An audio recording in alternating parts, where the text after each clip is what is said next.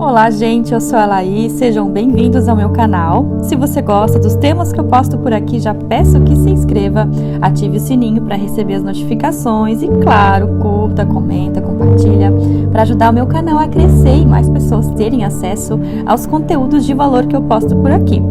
Então, sem mais delongas, vamos ao vídeo!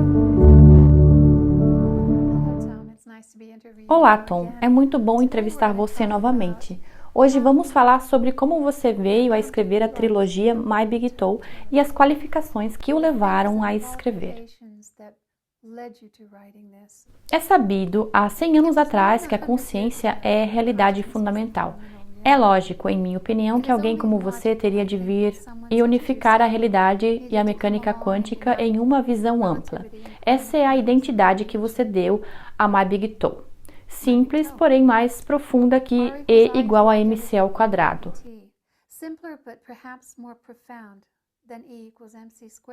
A realidade é a informação. Nós temos que interpretá-la de acordo com nossas experiências, consciência e livre-arbítrio. É nessa troca de informações que ganhamos experiência. Einstein já dizia que a única fonte de conhecimento é a experiência. Ele tinha alguma ideia 100 anos atrás de que a consciência é a realidade fundamental. Seria a sua experiência, com o sistema de consciência maior, o termo usado em seu ponto de vista científico, que o levou a derivar uma física melhor? Como você espera reescrever a mecânica quântica com seus experimentos recentes? A ciência esquisita se tornará apenas ciência? Bom, eu espero reescrever a mecânica quântica. Claro que eu tenho alguns experimentos por aí, que a maioria das pessoas conhecerão. É um conjunto de experimentos de mecânica quântica que nos darão evidências muito fortes para o conceito de que essa realidade seja baseada em informação, uma realidade virtual. E também darão evidências para a ideia de que a consciência é o computador. Se você tem uma realidade virtual, ela é uma realidade computada. E você precisa ter um computador que faça a computação. Esses experimentos nos darão evidências para ambos os conceitos. Mas para o conceito de realidade virtual, mas também alguma evidência para a consciência do computador. Se esses experimentos funcionarem da forma que previ e da forma que espero que funcionem, então isso moverá a ciência e a física para frente. Assim que digerirem tudo. Pode demorar anos, eles precisam ser feitos e refeitos novamente por uma dúzia de instituições. Haverão discussões e isso leva tempo. Não acontecerá rapidamente, mas em alguns anos ajudará a encorajar, mover para frente um processo que começou provavelmente com John Archibald Wheeler.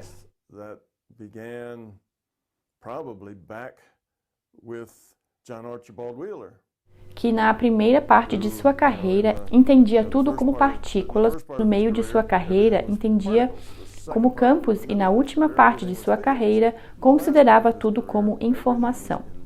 Ele foi provavelmente o primeiro físico que disse que a realidade é virtual e tudo é informação.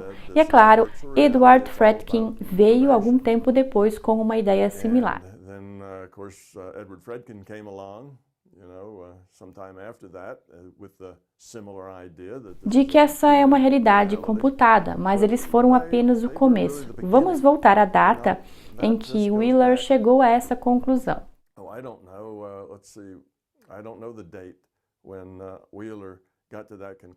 Não há muito tempo atrás, mas ele morreu em 2008, eu acho. Mas ele também estava vivo na época de Einstein para trabalhar com Bohr. Ele e Bohr escreveram juntos, então ele também foi um dos originais em 1920. Ele era um cara jovem, mas ele estava lá tentando aprender.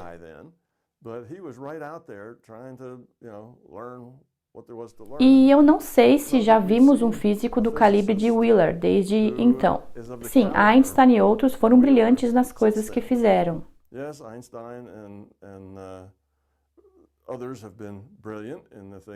Mas Wheeler sempre foi um verdadeiro cientista no sentido de ser cabeça aberta, sempre ser cético e nunca se tornou um escravo do status quo.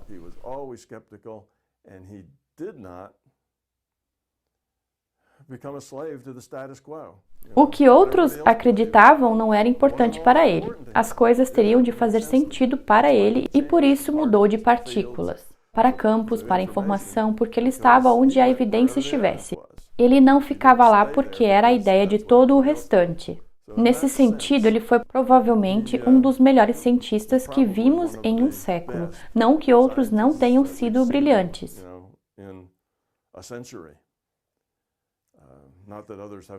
Einstein pensava fora da caixa, assim como Bohr e o restante, mas eles não necessariamente continuaram trabalhando para chegar tão longe quanto Wheeler. Wheeler era jovem na época, Bohr, Heisenberg, Planck eram um pouco mais maduros, então estavam empurrando as ideias para frente naquela época.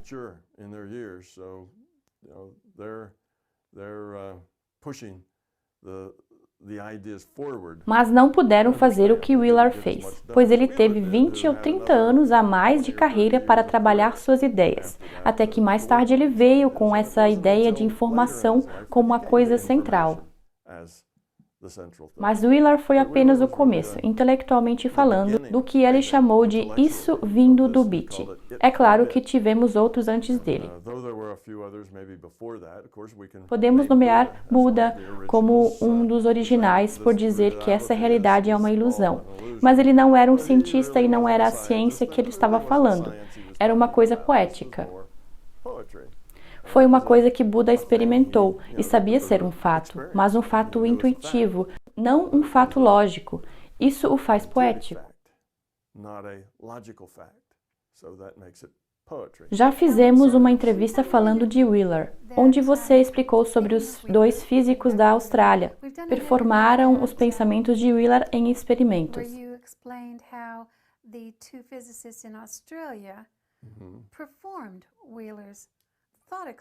Sim, esses experimentos sempre vêm e vêm, muitos deles.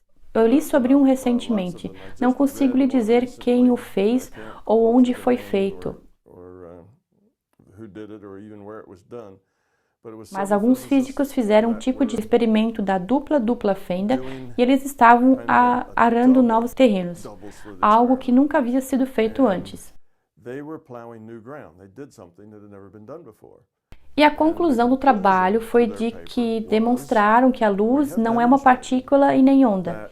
Essa foi a conclusão. Os resultados não poderiam existir se a luz fosse uma onda ou se fosse partícula.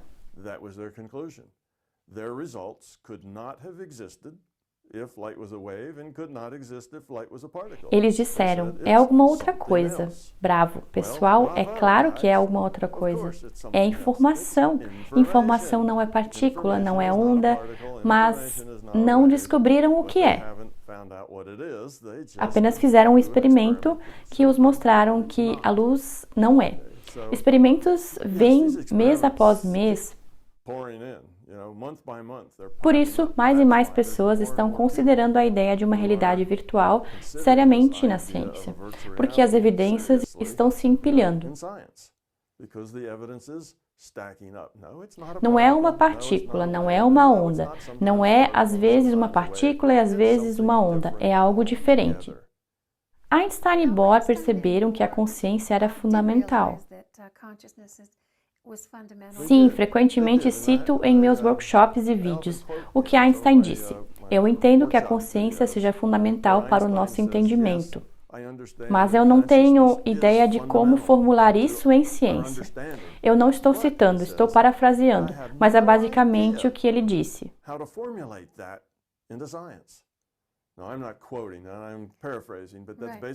Isso está numa carta a Bob, um físico que ele trabalhava em Princeton, eu acredito. E nessa carta ele diz que a consciência é a chave aqui. Mas como podemos escrever a consciência em uma equação que faça sentido em nossa física? Eu não tenho ideia de quais ideias elementares poderia usar para me aproximar disso. Sabemos que é verdade, mas não sabemos como dar um passo à frente com isso na ciência. Foi aí que ele ficou preso. E por isso, 20, 30, 50, quase 100 anos depois, continuamos presos por não sabermos dar um passo além com essa ideia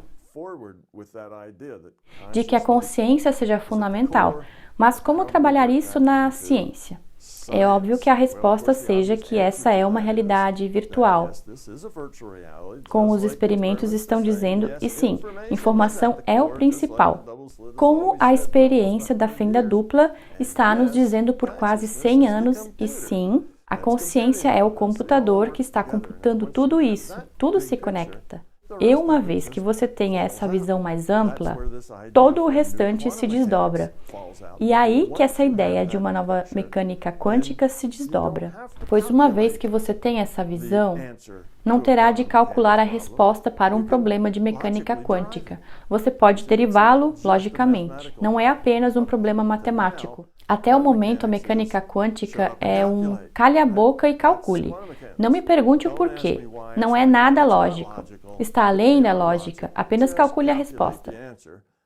E ninguém tem ideia da resposta até que os cálculos sejam feitos, pois não existe outra maneira de chegar lá. Uma vez que você entenda a realidade virtual e a consciência como computador, a mecânica quântica se torna uma ciência lógica como qualquer outra. Não é uma ciência estranha. Você pode olhar para ela, pensar logicamente e lá está a resposta. Você não tem que calcular. Tudo o que precisa fazer é entender a lógica de como tudo funciona. E uma vez que você entenda My Big Toe e a forma que essa realidade funciona, então nessa perspectiva você verá a mecânica quântica como uma ciência comum. Não é nada difícil, nada tão desafiador, é apenas uma perspectiva melhor que lhe deixa ver a resposta certa. Você precisa ter a perspectiva correta para encontrar a solução. Certo, esses dois cientistas distintos, Einstein e Bohr, entenderam há muito tempo atrás que a consciência é a realidade fundamental. Sim, e adicione aí o Winkler, Heisenberg, Planck. Para todos esses caras, você pode encontrar coisas em suas escritas que diz: sim, consciência é fundamental aqui. Em todo o grupo de supercientistas que criaram a mecânica quântica, todos entenderam que há algo a mais na realidade que partículas e ondas. Algo diferente, mas eles não sabiam o que era. Então vieram com esse band-aid, dizendo que às vezes é uma partícula, às vezes é uma onda. O que isso significa? Que a realidade seja de vez em quando assim e de vez em quando daquela outra forma? É isso que você faz quando não tem uma boa resposta. Você coloca um band-aid ali e diz: bom, não temos isso, mas aqui estão os fatos que conseguimos mensurar.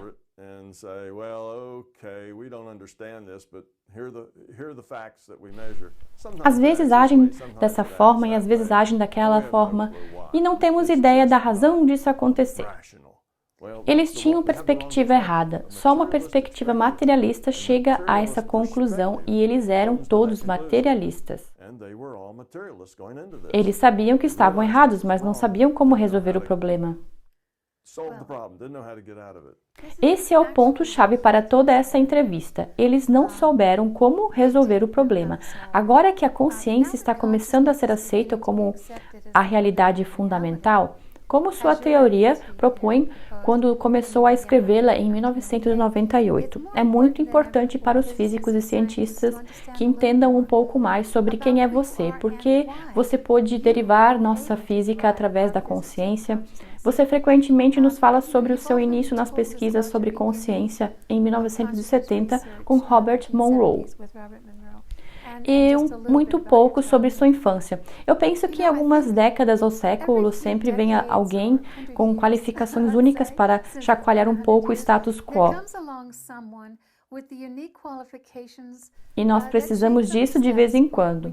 Alguém que ofereça seu trabalho para trazer à humanidade melhores respostas, para evoluirmos em uma direção positiva. Eu penso que a coisa mais difícil para a maioria dos cientistas e físicos entenderem sobre o seu trabalho, com exceções, pois existem cientistas que entendem de onde você vem, pois tiveram experiências assim como você, mas que eles precisam entender é como suas pesquisas começaram na realidade fundamental que é a consciência.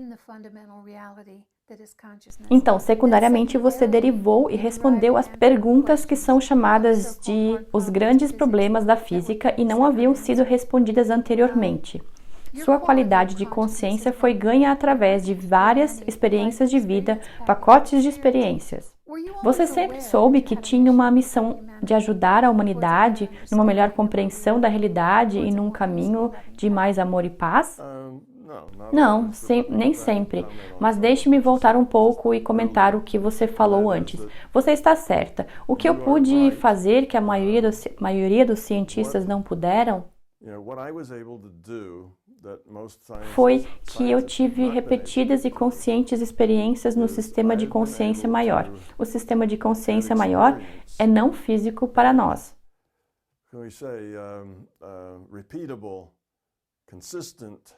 Experience in the larger consciousness system. Now, the larger consciousness system is non-physical to us. Para nós, os avatares, corpos físicos, aqui nesse universo físico e nesse espaço de consciência. Você poderia chamar assim, nessa outra realidade, dimensão, que é a consciência, que é não física para a nossa realidade física. Eu pude fazer pesquisas lá, fazer ciência lá. Pude tentar descobrir como a consciência funciona.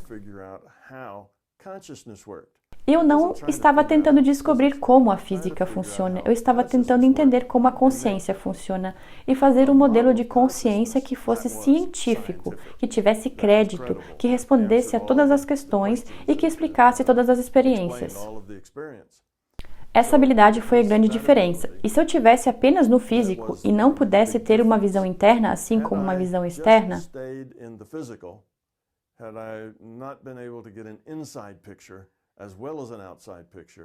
eu não poderia ter proposto essa teoria. Isso foi o que fez minha experiência diferente dos outros. Eu também tenho uma vantagem sobre Bohr, Einstein, Heisenberg, Planck e até sobre Wheeler, na primeira parte de sua carreira. É que em meu tempo de vida, a realidade virtual aconteceu.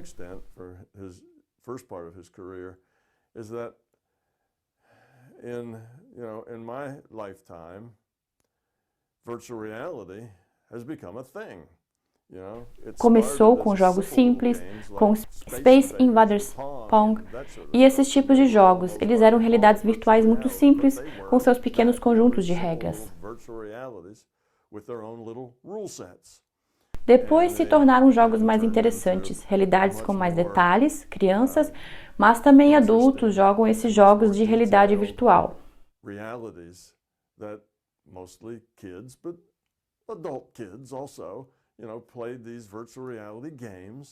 A realidade virtual vem se expandindo e crescendo como conceito. Tudo provavelmente começou por volta de 1970, talvez nos anos 80.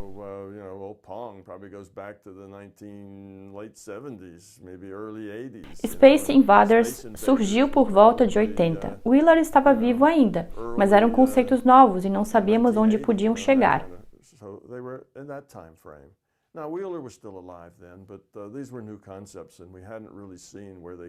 Então essa é a outra vantagem que tive sobre Einstein e Bohr, Planck, Wheeler.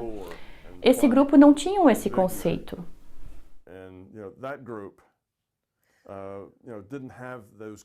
Então essa ideia sobre informação e realidade virtual foi mais acessível por mim do que foram para esses caras espertos que desenvolveram a mecânica quântica. Eles estavam presos e não tinham esse conceito para trabalhar. Então eu tive duas vantagens. Nasci depois deles e dessa forma tive a realidade virtual como conceito. Eu tive uma carreira profissional criando realidades virtuais. Não no sentido de jogos, mas no sentido de escrever simulações. Então eu pude entender como a informação pode ser usada para simular uma realidade. Isso foi parte do que eu fiz para viver, e eu pude explorar a consciência. Explorá-la de uma maneira muito científica. Em outras palavras, vamos dizer que eu reuni dados.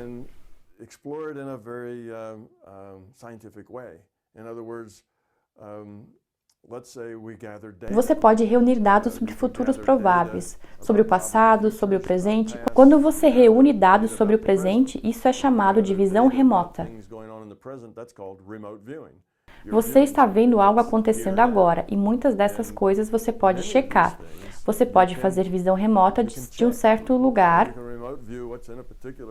e depois pode ir ao Google Maps ver o que há naquele lugar para saber se teve uma informação correta. Você pode ir ao Google para saber o que aconteceu na casa de alguém em um dia particular. Talvez façam algumas coisas lá, como pular, dançar, e você pode confirmar o que estavam fazendo. Você pode fazer visão remota de números em um quadro negro que está em outra sala, em outro prédio e outro estado, e depois confirmar se viu os números certos. São coisas que você pode checar. Então, são coisas evidenciais. E você faz tudo isso com sua mente. Essas são coisas que a consciência pode fazer. São coisas que você faz quando é parte do sistema de consciência maior. Eu pude deixar meus sentidos de lado para viajar nesse sistema de consciência, explorá-lo, ver o que pode ser feito lá, o que não pode, que tipo de informação pode obter, ver se essa informação é evidencial e, se for, mudar uma variável, fazer um pouco diferente, estar em um estado alterado de consciência diferente da outra vez, ou ter uma aproximação diferente, ou ter um processo diferente para reunir informações para ver como isso afeta o resultado. Então, mudar outra variável para ver como o resultado será afetado. E se fizer isso centenas e centenas de vezes, mudando variáveis, vendo como os resultados são afetados, você começa a entender como tudo funciona. Em outras palavras, você começa a criar um processo lógico dentro desse sistema de consciência maior. Enquanto que outros caras fizeram uma de duas coisas. Eles nunca tiveram dentro desse sistema de consciência maior, trancados nessa realidade física, tendo apenas visitado a realidade dos sonhos ou a realidade dos sonhos do dia, imaginação. Mas não era algo consciente, algo que poderiam fazer experimentos. O outro grupo é o que explorou o sistema de consciência maior, mas não o fizeram como ciência, apenas exploraram e tiveram experiências e voltaram com informações subjetivas, não criaram nenhuma informação objetiva enquanto estavam nesse sistema de consciência maior.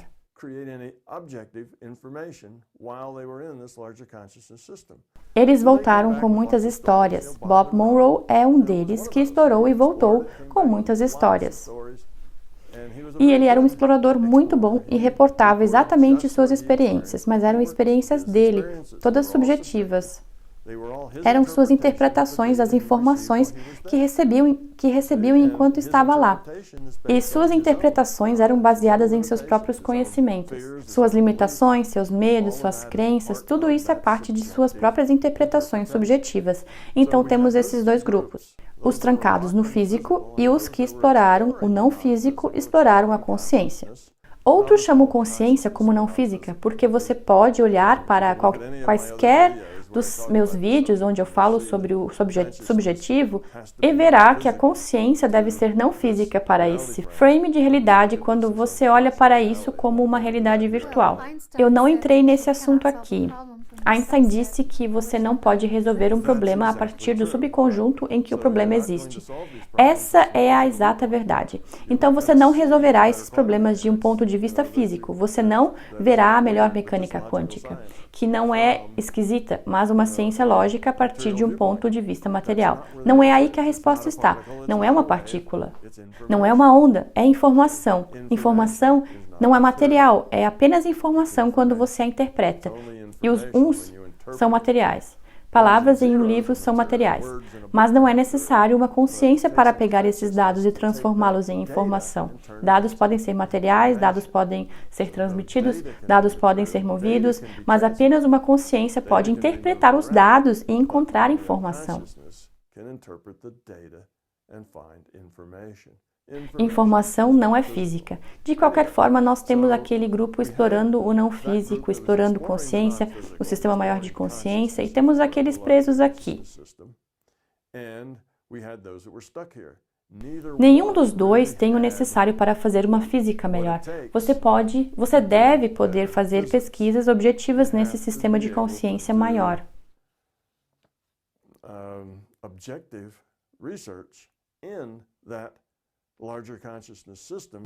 Antes de começar a entender o que afeta o que é primário e o que é secundário, o que é fundamental e o que está abaixo do fundamental, o que é criado pelas coisas fundamentais, e uma das primeiras conclusões que eu tive através de minha experiência foi de que a consciência é fundamental.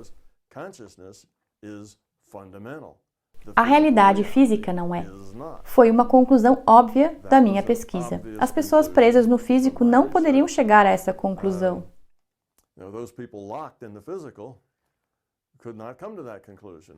As pessoas que exploram o sistema de consciência maior apenas sabiam que há duas realidades diferentes em que poderiam existir, mas não tinham ideias reais de como essas realidades estão conectadas de uma forma científica. Essa foi a diferença que eu trouxe a esse assunto. Eu estava no lugar certo, no tempo certo, e provavelmente era a pessoa certa com o conhecimento certo para conhecer Bob Monroe. Probably the right person with the right background to meet Bob Monroe. Aprender como maestria o sair do corpo, podendo fazer isso repetidamente sempre que quisesse e ao mesmo tempo era um físico.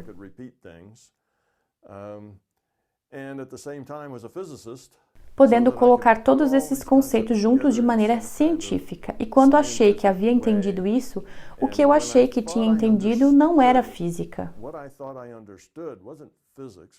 Quando eu achei que tinha entendido o que eu tinha, era uma teoria da consciência. Era nesse caminho que eu ia quando escrevi os livros. Eu sabia que a consciência é fundamental e que o mundo físico era derivado dessa consciência. Meus experimentos provaram isso a mim.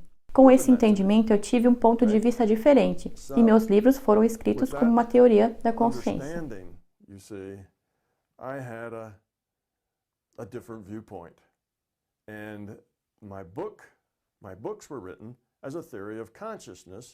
Mas, como eu escrevi nos livros, o físico é derivado dessa coisa fundamental, porque eu sabia que era derivado, mas não sabia como derivá-lo.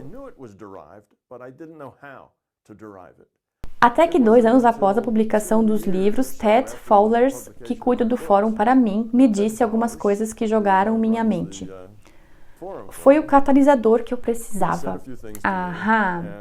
Nós estávamos conversando sobre mecânica quântica ou nada do tipo, mas jogou na minha mente repentinamente a ideia do experimento de dupla fenda. Estava claro, eu disse.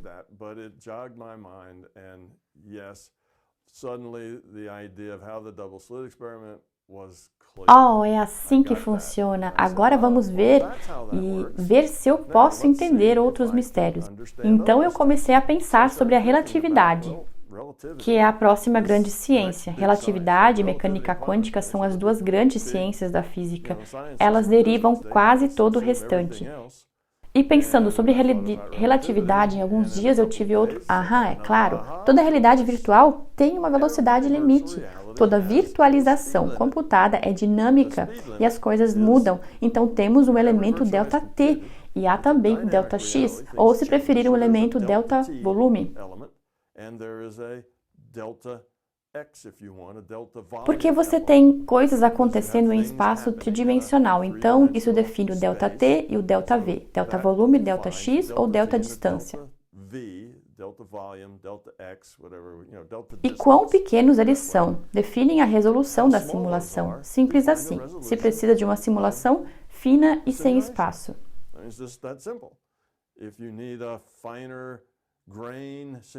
Então você faz os pequenos delta V's. E se você quer uma simulação fina no tempo, você faz delta T, delta T's e delta X menores. Mas cálculos terá de fazer para criar essa realidade. Mais poder de computação.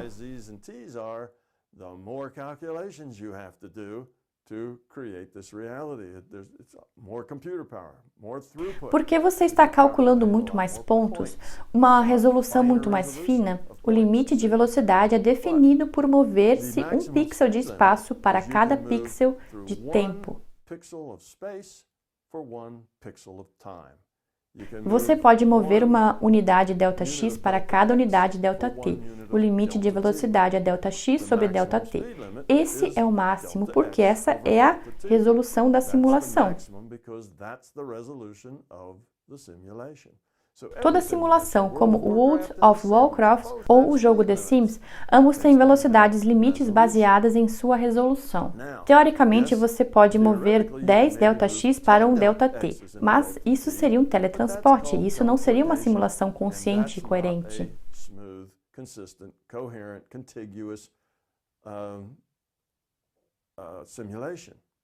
Isso acontece quando coisas desaparecem aqui e aparecem em outro lugar. Estava aqui agora, está 10 pixels além. Esse não é o tipo de realidade que nós temos. Não é o tipo de realidade que criamos. Toda realidade que seja uma boa escola, um bom lugar para se aprender, precisa ser consciente. Onde coisas não podem simplesmente sair voando por aí de forma engraçada, desaparecendo aqui e aparecendo ali. Isso não seria consciente para uma experiência de valor. Experiência consciente é a experiência de valor. Então a realidade pode mover apenas um ΔX para cada ΔT. Não pode se mover mais rápido que isso. Não pode mover um ΔX antes que o próximo ΔT venha a correr. Então toda realidade virtual criada por qualquer um, em qualquer lugar, tem um limite de velocidade. A nossa não é diferente, porque se velocidade da luz é constante, porque estamos em uma realidade virtual e ela tem uma resolução. Essa é a resposta. O restante da realidade é baseada, derivada do fato de que C é uma constante. Esse é o conceito-chave da relatividade.